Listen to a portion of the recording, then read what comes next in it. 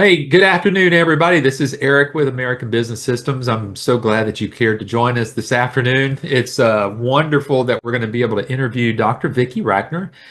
Some of you, for the first time, this will be your first time to ever meet Dr. Rachner. Some of you that may have been on some of our past webinars in the past, you may have gotten to meet Dr. Rachner, or if you've watched some of the videos in the past, you may have run across Dr. Rachner. But today you get to meet and talk with her in person. So this is your exciting, hope that you're excited to actually talk with a physician. I'm going to tell you a little bit about Dr. Rachner, but I'm waiting for a few more folks to come on in here. So we've got, looks like Chance, Ch Chancellor. I hope I said your name correct or close to the best I can. You've got Frankie, Gabrielle, Janice, Nicole, Paul. I got some other folks I see that they're just about to come on in here. So, but it's good to have you here this afternoon. Guys, can y'all believe it is the last quarter of the year? Today is October the 1st, and it is unbelievable how fast 2025 has been just flying by here. So, but we won't take a long time here as an introduction. So, but those that are joining us, I just want to let you know that we're going to be interviewing Dr. Vicki Rachner. She is a board certified physician and surgeon, as she'll kind of go through all of that. And then she owned her own she owned her own practice. She actually had a medical biller in her office, and then she decided to outsource. And that's what some of the things she's going to be talking to us about today. So you are in line for a great opportunity to get to know Dr. Vicki Rachner. Hey, let me do me a favor. If you'll find the Q&A box, just you don't even need to type in your name, but if you'll just tell me where you're calling in from today, I would love to hear from you. This serves as a dual purpose because this is where you can put in your questions as we go through the webinar today. This is a way that you get to communicate with us. So if you got specific questions you want to ask Dr. Rachner or myself, we'll be able to ask those during the webinar. Gabrielle's from Seattle, Washington. Well, you're not too far from Dr. Rachner. She's up in that area. Frankie's from Houston. Nicole's from Maryland. Janice is from St. Louis. We got everybody's all over the place. So thank you. I appreciate you typing that in. Chancelier, I hope again I said your name correctly, out of Dallas. Good to have you here. We were just talking about this Dallas weather. Hopefully it's sort of getting cooler here soon. But as Dr. Rachner and I, we're not complaining. We're just hoping and looking forward to some cooler weather here in the near future here. For those that piped in here and told me where you're located, thank you so much. If you're coming on in, just remember, just type in where you're located. My name is Eric Auger. I'll be your host this afternoon. I'll be kind of leading you through the webinar this afternoon. For those that are first timers on any of our webinars, let me introduce American Business Systems to you. We are a medical billing opportunity for you to join us. Our CEO is Adam Phillips. Adam's grown up in this business. His parents actually started this business well over 30 years ago. His dad was Patrick Phillips and his mother, Linda Phillips. Patrick and Linda started this business at home, doing medical billing for a doctor, and it turned into opportunities where he was able to share this opportunity with other families and friends, and decided to turn it into a business opportunity to teach others, just like we're doing this with you. But Adam's grown up in this his entire life. This is all he's pretty much ever known. He's done very well to taking over as CEO about 5 or 6 years ago, and he is also involved in writing. He has written a book and co-authored a book with Dr. Vicki Rachner, 9 Ways Doctors Let Money Slip Through Their Fingers. We can talk a little bit about that today. And he's also a contributing author to a magazine called Billing and Coding Advantage magazine. He had just a recent article that came out not too long ago, within the last couple of months here. The Shrinking Private Practice, why billing expertise can be a lifeline. If you'd like to get a copy of that, you can feel free to reach out to your sales rep that you're working with here at American Business Systems. He also wrote one if you're interested on AI. So if you're interested on knowing whether AI will take over medical billing, his article that he wrote year before last or actually just last year in 2024, is a great article. So you might want to grab a hold of that. Adam's also the founder of an organization called MERMA. Now, MERMA is our Medical Revenue Management Association of America. It's a private club, if you want to say, and it is also. Dr. Rackner is on the board of directors there as our medical director for MERMA. But it is this organization here that will certify you once you've completed the training here at American Business Systems. They will certify you as a certified medical revenue manager. And yes, you'll get to put that at the end of your name as part of your certifications. And the great thing about it is that your education just doesn't stop there.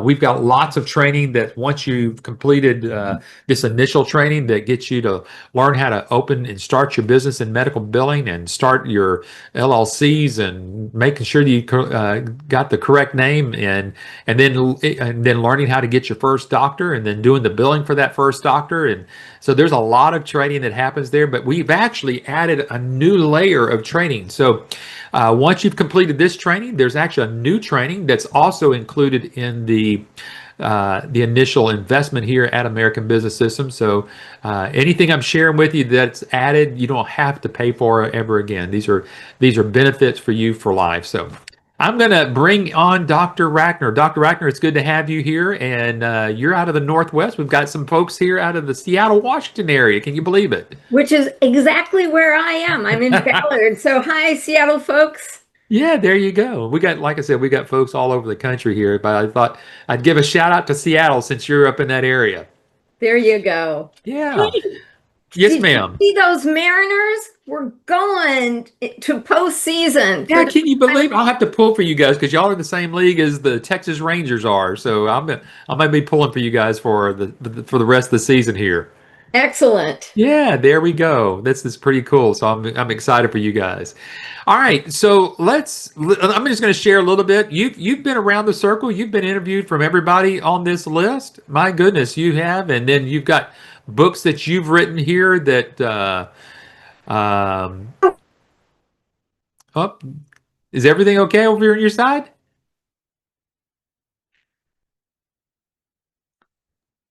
Are you back? This is not professional, but I have a new rescue dog, and I had just pan-fried a chicken breast, and he thought that that might be a yummy lunch himself.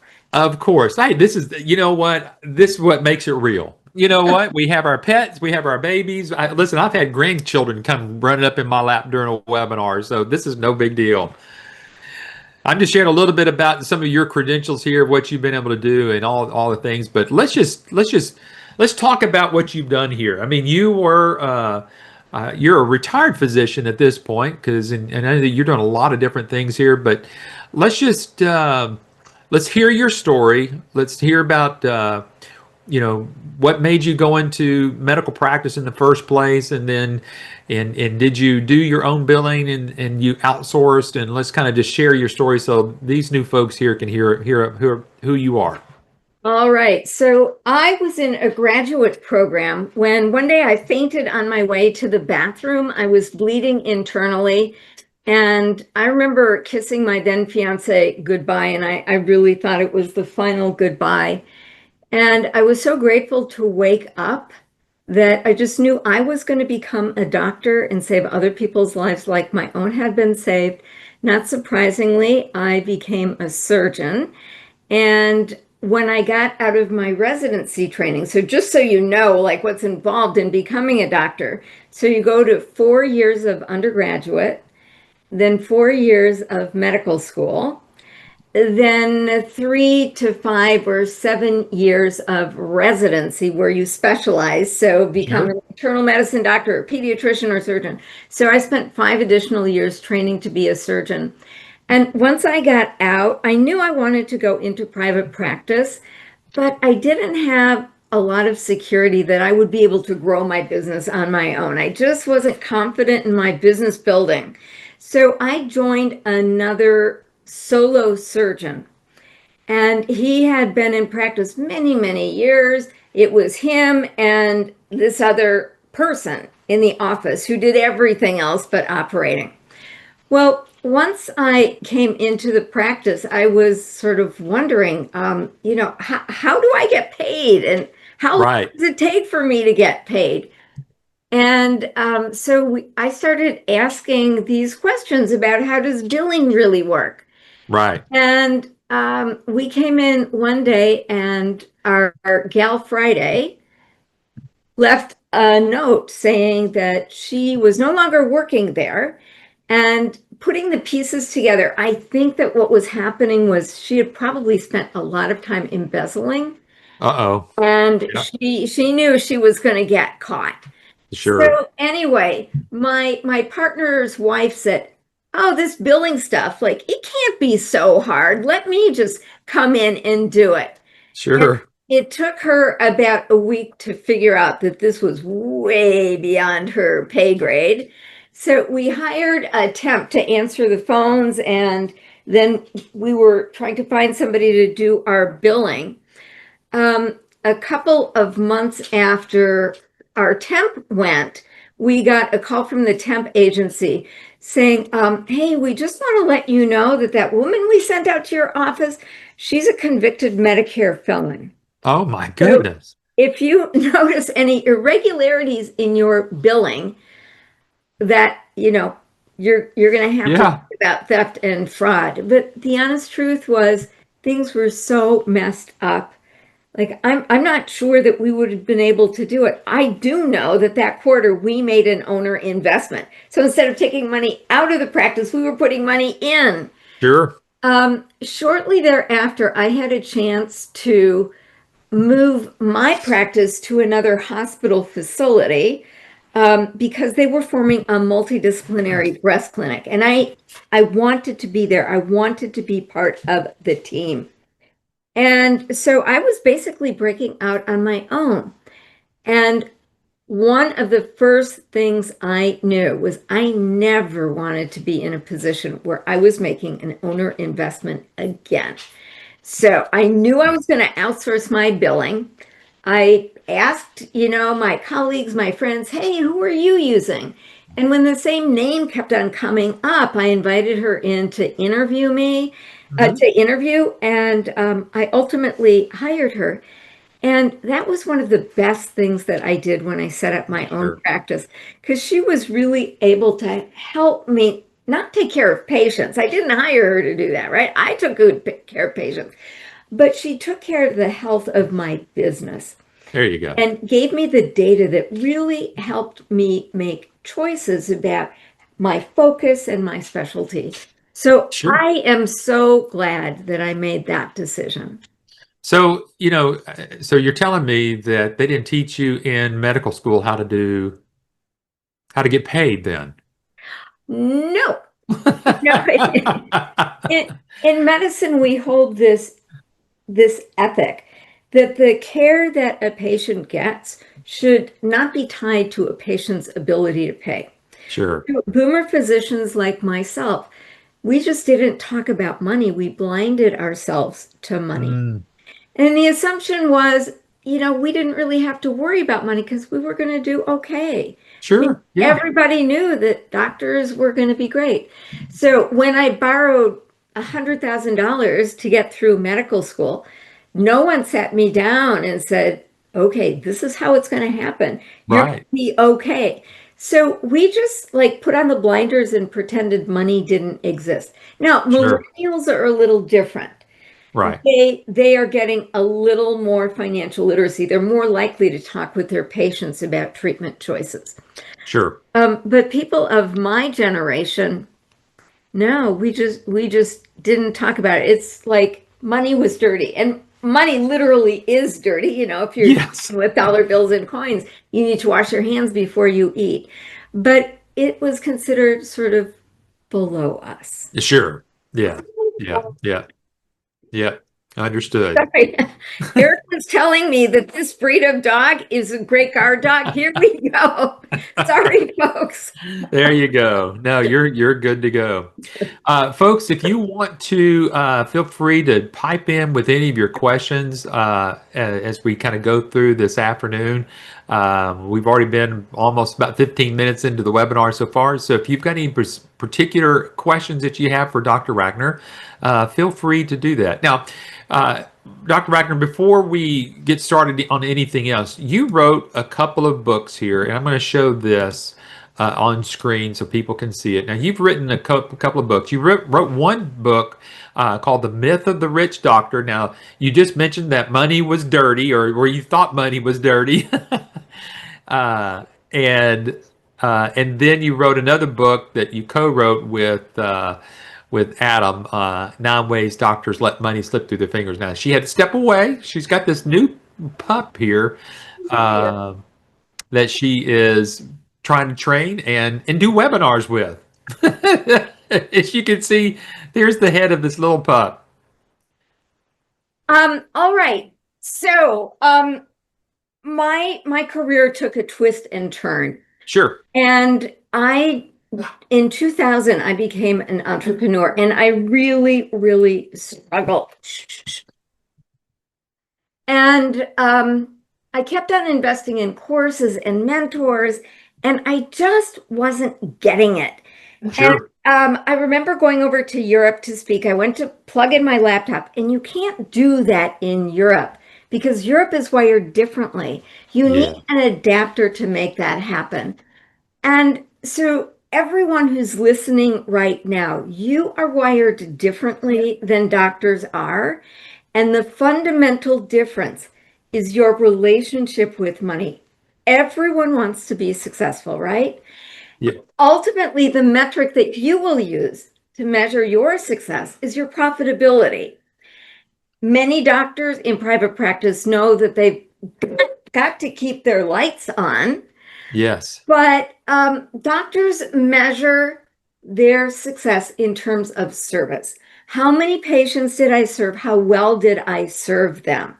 So, business people and doctors have a completely different relationship with money. So, one thing that I want you to keep in mind is that, I might know more about treating breast cancer than you do, but you know more about running a profitable business than most physicians do. And That's that is correct. a huge contribution. So I thought, I was just an anomaly. Well, maybe I'm just stupid about money. Maybe it's just me. Like I missed something. But when 2008 rolled around, I heard about doctors' stories about their struggles. And I just became really, really interested in doctors and their relationship with money. And if you listen to enough stories, you see these trends. So, the first one, the myth of the rich doctor. Mhm. I wanted to help doctors who were struggling with money understand, look, you are not alone. There are a whole lot of doctors who face challenges. And I know this is going to surprise people, but today, half of doctors are behind in retirement planning. You Wow. might think, well, how could that be? They make this tremendous income. 10 out of the top 10 earners in the US call themselves doctor. So, how Wow. could that be? And that is the question I answer in the myth of the rich doctor. The second way I looked at these interviews is okay, what separates a struggling physician from a thriving physician? And thriving physicians make fewer mistakes. So I laid out the 9 mistakes that they made. And this week, Eric, I've got my third book in the trilogy out, How Doctors Build True Wealth. So, Wonderful. one is the myth, then what do you not do? And then this is what you do. Very good. Now you work with you not only work with doctors, but you work with some other groups of folks that engage with doctors. And I know one of the biggest questions that most everybody has here on that's on today's webinar is, I think you asked me before we got on the webinar today, what are some of the biggest barriers why people don't get started? And I said, well, probably one of them could be the investment, to get started here with us. But I said that may not be a barrier if they knew they could get a doctor. So let's don't worry about too much about the investment because obviously, if you knew that you were going to get if we were handing out doctors today, I don't think there was anybody on the call today that said, "Oh well, yeah, I wouldn't. I'll invest in ABS and in myself here today if I kind of guaranteed getting a doctor. So let's not worry too much about the investment. And folks, if you got questions about the investment, I'll talk with it to you at the end. But let's say that you make the investment. Now, how do you go about attracting doctors? Let's kind of go that way. Okay, and I'm delighted to answer that question, but I do want to get back to this money question because Oh I yes, let's make a do point that here. first. Okay, you just heard that 10 out of the 10 top earners in the US call themselves doctors. The way you structure the ABS system, your star is hooked to a doctor's star, right? Hmm. So if you can get hooked up with a successful doctor, that brings you up too. The Yes. revenue potential is huge. And Eric, I know some of your people who have their own revenue management businesses can earn more than doctors do. Yes. No. So, this is, this is like not selling services to homeless people or Yes. unhoused people. Like there is money in medicine. And Yes. medicine is a recession-proof industry. So, if you're going to bet on an industry and make an investment in some focus, medicine is it. Okay. Yeah. So, how do you get your first doctor client? Well, let me step back and reflect on how did I find my outsourced biller? I asked around. I asked my doctor friends, hey, are you using somebody? Are you happy with them? Why are you happy or why are you unhappy? And that's the way that doctors work. So the Sure. end game is to have your name Yes. on the lips of doctors as they talk about how you have helped them transform their business. So once you do that, you achieve escape velocity. Most of the power in a rocket ship just overcomes the Earth's gravitational field. But once you're beyond that, it's pretty much smooth sailing. And once you're the go-to guy or go-to gal among targeted groups of doctors who network together, you got it made. Okay, so the question then is, well, I have 0 doctor clients. How do I get from there to here? And obviously, getting your first doctor client is critical. So, my primary business is in helping financial services professionals build business relationships with doctors. Why? Because doctors need the help. I've made Yeah. every money mistake there is. So I'm not the one who's going to be educating doctors. But as I tell them, building a business relationship with doctors is like putting links in the chain of trust. Sure. Oh, that's good. Doctors know that there are financial predators out there. Hmm. Bernie Madoff took doctors' money. Yes. There's this sense in the mind of a doctor, okay, well, this is a trustworthy person. He's one of us. She's one of us. Or they're an outsider. Okay, so the big challenge is how do you build this trust? And then how do you inspire doctors to add links in the chain of trust? Okay, so here's a tip. Here's my best tip for how to do it. You probably have doctors who are treating you or treating your family members. Sure. Once you become part of the ABS family, you will get access to that 9 money mistake book that Adam and I wrote. Okay. Right. So here's what you do. You sit down and you think, what would have happened to me in my life if this doctor had not been there? Like the night I had my emergency operation, I would have died without Right. that surgeon. Sure. Yeah. So you construct a thank you note and just be really specific about how that doctor made a difference in your life, your family's life. And then the thank you note can say, look, I didn't go to medical school, but I am committed to serving the doctors who serve the community. I assure that doctors in private practice optimize their cash flow, Yes. that they're not walking away from money. And here, I want you to have a copy of this book. If you know any doctors in private practice who would like to have a conversation, who are not leaving 30% of their revenue on the exam table, I would be happy to speak with them. It's the least I could do for all the dedicated care that you gave to me. So Yes. here's the main point. You are not pitching these doctors. You are Right. saying, can I do your billing? What you are, and the reason you don't do that is that in the world of medicine, the doctor-patient relationship is considered sort of sacred, holy. Yep. Yep. Yep. Yep. So once we have a doctor-patient relationship, we're not supposed to have any friendships, certainly not romantic partnerships. There have been doctors who've lost licenses for dating their patients. Sure. Um, but you want to demonstrate cultural competency, right? You want That's a to good word. behave like a doctor so Sure. that you're one of them. So you're not pitching them. You're not saying, hey, can I do this? But you're saying, if you have any friends who are, interested in this, and then in your training, you actually learn how to use these books. You learn how to mark the right place. Sure. And I remember, Eric, speaking with one of your folks, and I think she had an operation on her ankle, like something happened.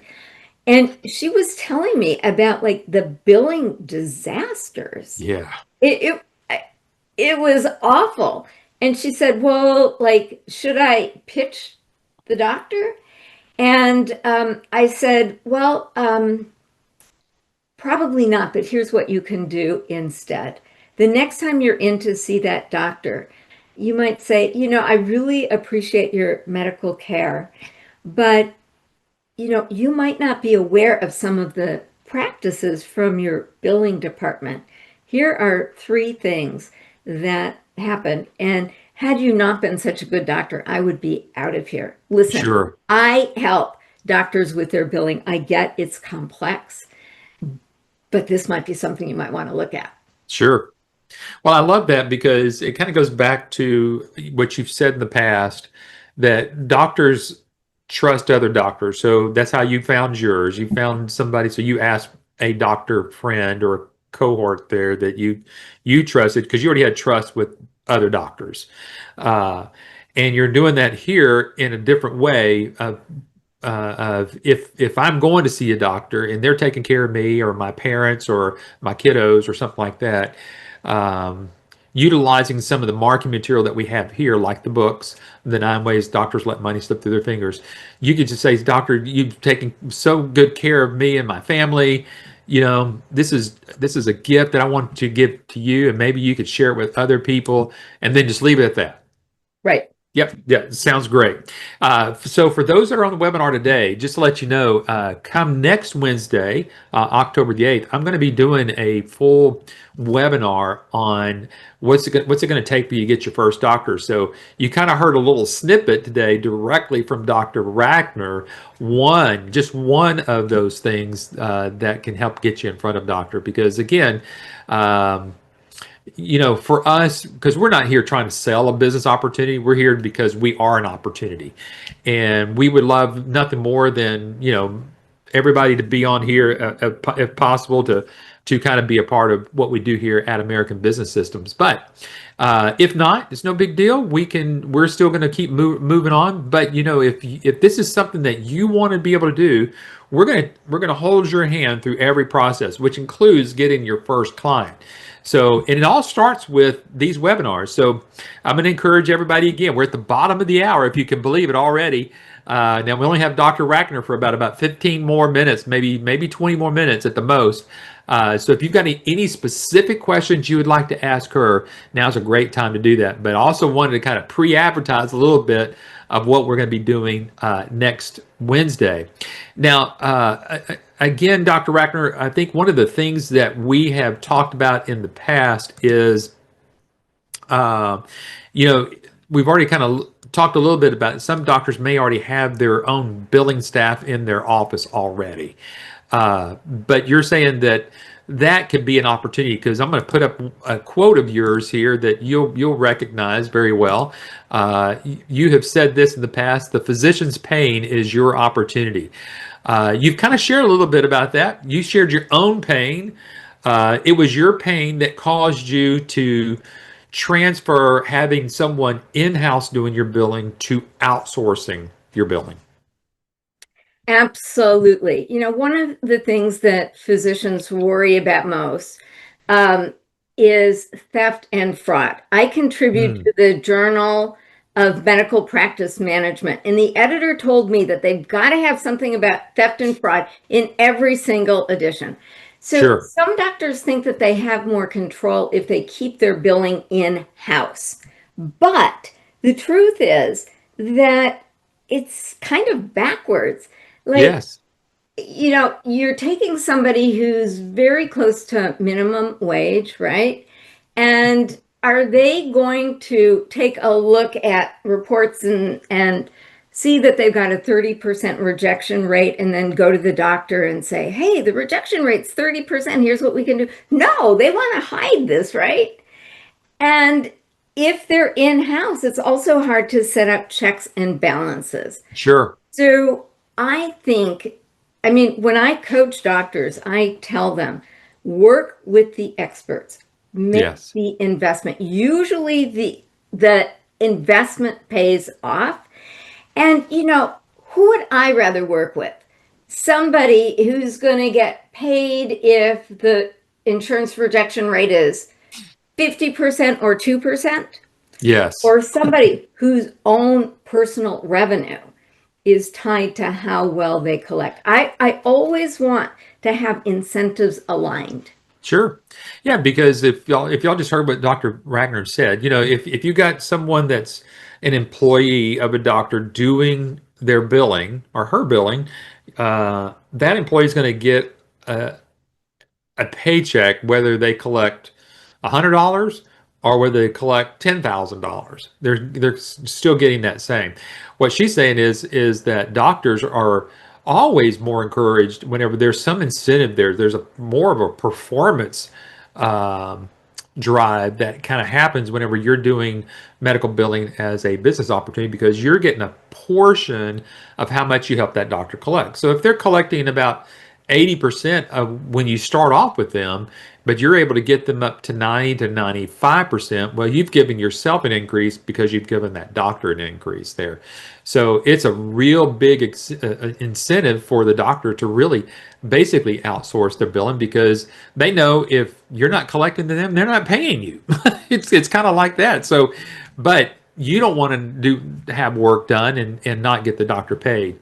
So, one slide I've got here, I'm going to talk with you about real quickly, Dr. Wagner, is asking you the question, why medical billing entrepreneurship? Why that? And one of the top three reasons that you've said that is that doctors need and want to maintain their autonomy, and the ABS services helps them get there. You want to explain that a little bit? Yeah. So we have seen trends in medical models. Like the generation before me, I grew up in Minnesota. All doctors went into private practice. I remember my aunt was once hospitalized at the Mayo Clinic, and I was surprised that the walls were white because I was expecting them to be pink because I had heard about this Pinko organization. So that, 2 generations ago, that was the model.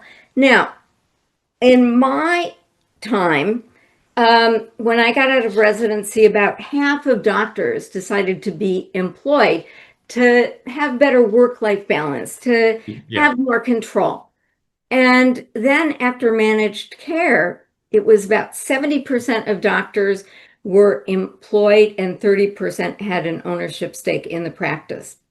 And the idea was, I want security. I'm willing to exchange my autonomy for security. And let me sure. tell you, doctors do not want to have somebody tell them how long that they can spend with the patient, right? Right. That's very insulting. We didn't go through all these years of training for that. But then COVID happened, and it was really interesting because a lot of those doctors who thought that they had complete security Uh-huh. found out something very different. Doctors were fired. Doctors were put on furlough. They were asked to take pay cuts. So that security that they thought was there was not. So now we're seeing another trend of doctors regaining their autonomy and Hmm. going back into private practice. Yeah, there you go. And then, and because again, as a patient, I'll just put it this way, I would rather see a doctor that's independent and not, and that they don't have a boss. I want that doctor to be able to think outside the box if they need to. Just that's a personal thing. I'm always, if I'm looking for a physician, I'm always looking for an independent physician because they're gonna, they're not tied to anything. They can, like I said, kind of think outside the box, and they'll listen to you a little bit more. Uh, whenever you're dealing with a doctor that's part of a group and they're part of this managed plan, there are protocols that, like you said, they kind of follow, and they have to follow, and they have to stay within those boundaries, and it really ties the hands of a physician. It does. I spoke with a urologist who said, I feel like I'm on a car assembly line, just putting Mm, bumpers on the cars. This is not yeah, what I wanted. yeah. Now, you already mentioned this earlier, but you said ABS market to doctors and understand doctors are wired differently than business-minded prospects. So you've already kind of touched on that a little bit, but if you'd like to expand on that a little bit more, because ABS, what we teach is basically a lot of what you taught us to communicate to doctors. Right. So, mastering the Mhm. language of the sale, the language of relationship building, and the cultural competency is important. So, Sure. wh why is it that doctors want to make more money? Well, it's because they want to take care of their family. They want to go on a nice vacation. They want to be able to retire one day. They want to give in a bigger way. So it's important that you speak a doctor's language. And Eric, remember, we always talk about that. My favorite episode of Shark Tank, where the Yes, doctor went on the Shark Tank to get funding for his company, Syndaver. He you're sold right. synthetic cadavers. He'd already made millions in sales. And the sharks were all excited, but then the shark started asking, well, tell us about your revenue, tell us about your profitability. And he said, well, I'm not really here to make money. I'm here to make a difference. And with that, four sharks were out. He got a deal with Robert Herjavec that just fell apart. The problem was not the business opportunity. You're It right. was the failure of the doctor to understand the shark's buy button. What did Yes, he right, need to say to right. get a shark to say yes? You need to understand what you need to say to get a doctor to say yes. Absolutely. And that's what we teach here. And then the last thing that you say of your top three reasons to be a part of American business systems is the integrity. Now, you and I can talk about this because our dear friend, most recently, Patrick Phillips, has gone from us and taken a little bit too soon. That C word got him, and we hate it. But he was full of integrity, and we know that that tradition has continued on through to Adam and the rest of the team here. Yes, so I'm a serial entrepreneur. I'm always making investment in my own training. And we all know that there are some slick salespeople out there, right? They'll get you to get that credit card out, but then they don't deliver. Or you think that you're getting involved with somebody who's like totally wonderful, and you realize they're a sociopath. Like literally, one Yes, of my clients was a sociopath. And so I am very particular about the people I surround myself with. And I bet I met Patrick 15 years ago. yeah, So I have a long history of seeing that people at ABS walk their talk. When they say they're going to do something, they do it. And as an entrepreneur, I really would recommend that you think about this too. Do you want to hook your wagon to that person? Look for integrity. It really matters on so many levels. you bet. As we kind of get ready to start wrapping up here, I want to share with everybody that's still on here. I know that we had to have one gentleman had to leave a little early. His name's Frank. Frank had to leave early, and but I told him, I said, we're recording this, so you can come back and listen to it. So, but one of the great things here about American business systems is the integrity. I've kind of been around this whole group for a little over 18 years now, and whenever I first met Patrick and Adam and the rest of the group here, you always kind of wonder when you first start to meet somebody, but like you quickly learn that the whatever they said they were going to do, they're going to do. And they've done that with literally hundreds of other people who have put their trust into American business system to help them, number one, get them educated, and number two, help them get their first client. And one of the things that I think they did well, and Patrick did well, was to search you out and pull you in and be a part of this team and the integrity that you bring. And then one of the things that you and Patrick did, y'all co-wrote a book together called The New Thriving Medical Practice. And I'm putting that up here just real quickly, but you've taken it a step further, and people can see that the book there, but there's a letter there that I'm going to kind of want you to kind of talk about, because this is one of those ways in which a doctor hears from another doctor. So tell people what you do after they become an American Business Systems owner here, and one of the ways in which you kind of help them introduce them to other doctors. All right. So Patrick and I used to have these um, phone calls. It was really before Zoom. So we'd have these phone calls. How can we deliver more value to the ABS licensees?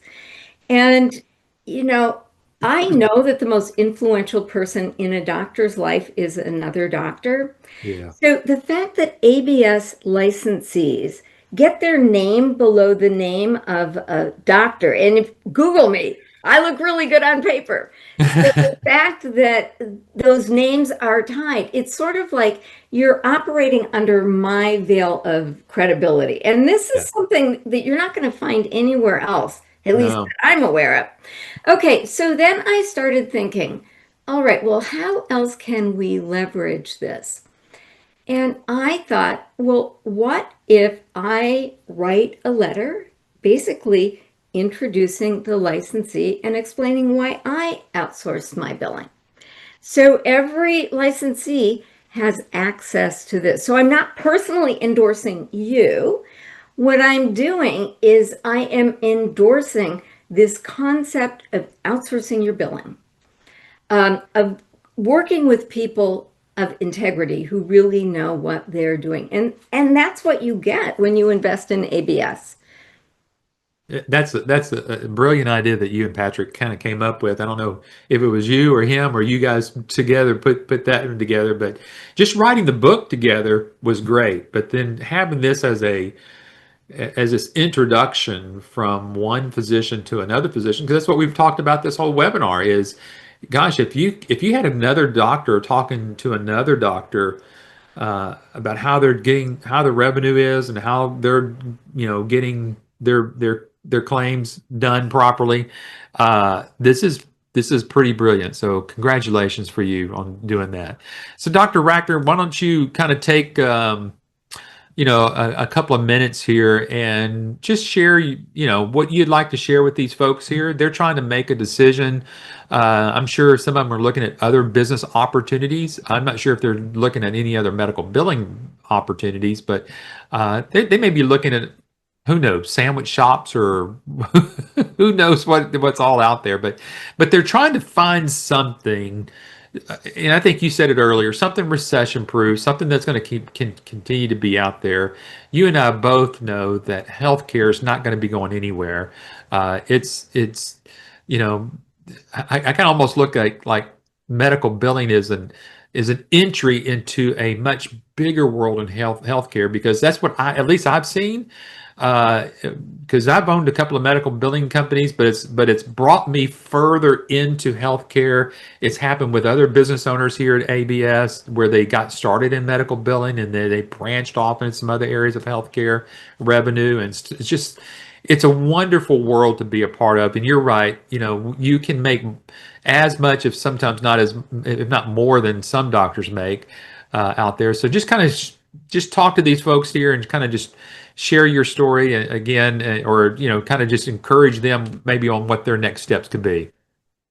All right, so I am a serial entrepreneur and I've launched a lot of businesses that have not succeeded. And I decided I'm going to have to insert some discipline in how I invest my time and my money. So here are the three things that I look for. The first is this a good, solid market that's Mhm. not going to disappear tomorrow? So doctors are always going to be here. We are always going to need to exchange money for the value that doctors deliver. It may change, but there's always going to be that system. So check. Number two, is there a path to success? Not just did one person make it really, really big, but they're the only one. Is there a path that can take me, as somebody who doesn't have experience in this area, through to where I want to be? And ABS has that. And then the third is, does this align with my values, with Mm. who I am, with what's important to me? So, what I know about ABS licensees is that this is an opportunity that helps people buy back their time. You can scale, Mm. you can have Right. more control over your life, you can spend time with family. It serves a purpose. A doctor who can't be profitable in a practice is going to close their practice. They're going to close their doors.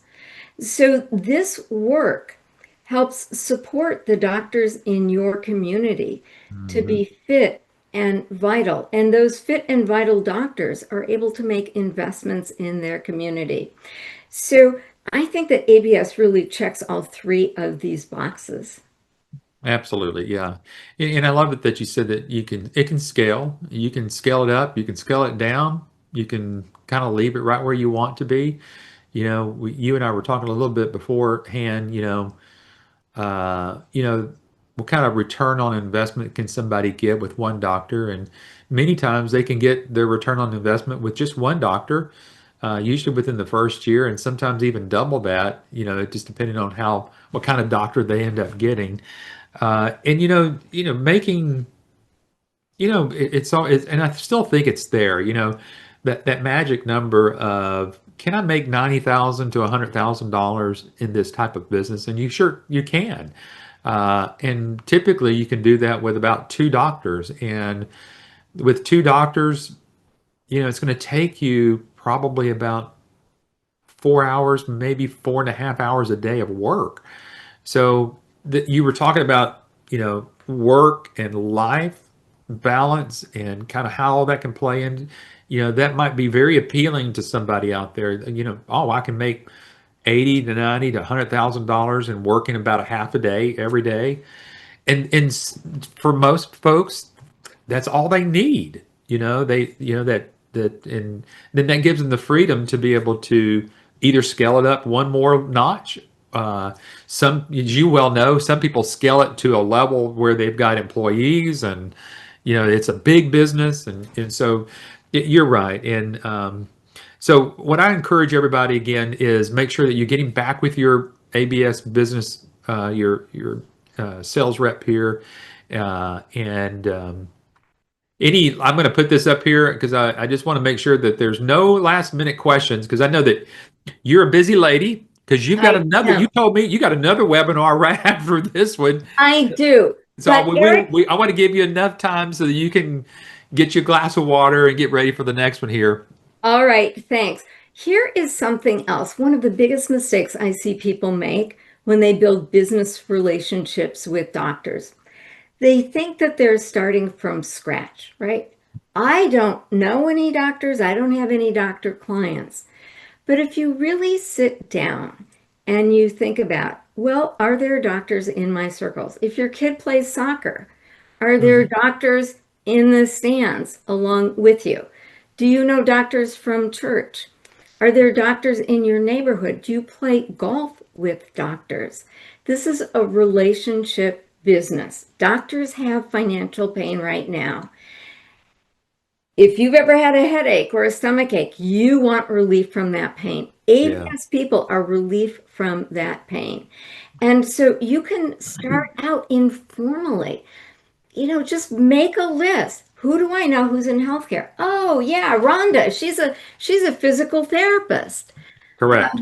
Jenny, my cousin, she's a nurse who works at this surgery center.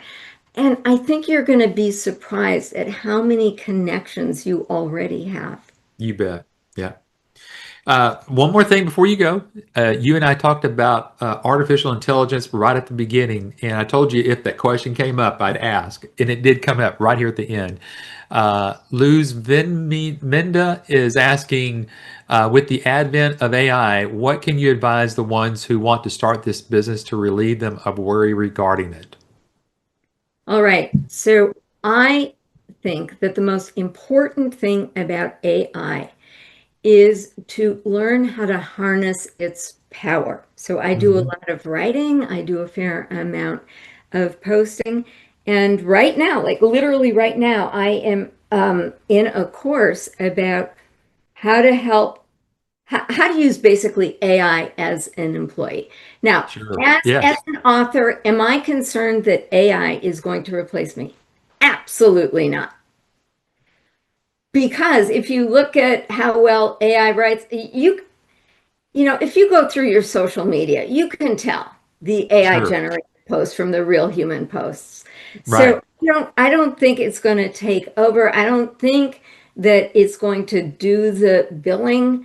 But what I do think is that there is a role for AI in marketing and building your community. Yes. I'm making an investment to figure out how that happens, and I hopefully all of us are doing that. Sure. Yeah. Dr. Rackner, we want to give you time so you get ready for your next webinar. So thank you for your time again. Congratulations on your new pup. Thank you. And my new book, Eric. And your new book. There you go. Your new book. Maybe that, and I know that we probably won't touch base until either towards the end of the year or right after the first. So hopefully your book will be out. And we'll be able to kind of share some of that more the next time we get to visit. So thank you All again for right. your time. Thank you for the invitation. This is a great investment opportunity. Thank you for your time. Thanks so much.